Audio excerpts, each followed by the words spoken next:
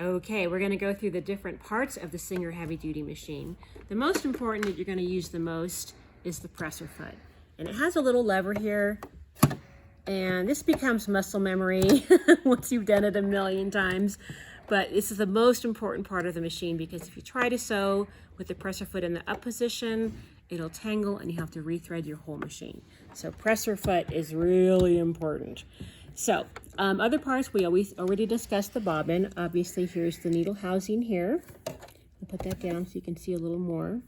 We're going to talk about changing the needle in a minute, but this is for changing the needle, this little key here. If we look at the top of the machine, you'll see there's a bunch of little hooks here with arrows and directions helping you with your threading. This is called the take-up hook here, and it's controlled by the wheel. Here we have different dials. Now the tensioner is super important. The tension inside the machine has little tensioners that pinch and hold the thread at just the right tension. If it's too loose, you'll have messy stitches. Too tight, it's going to bind and possibly break your thread.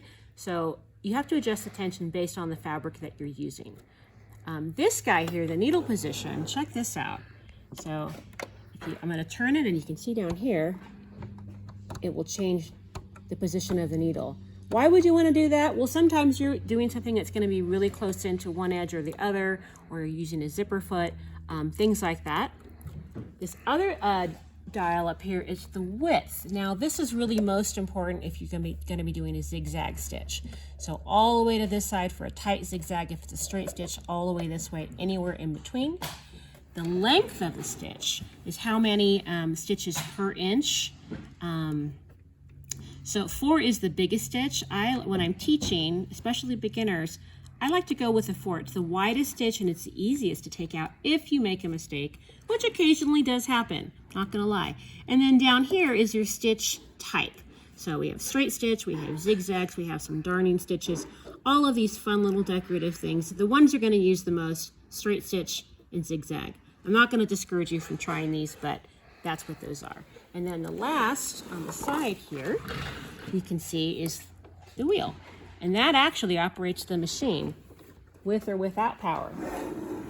Oh, and the pedal. So the pedal is what makes the machine work.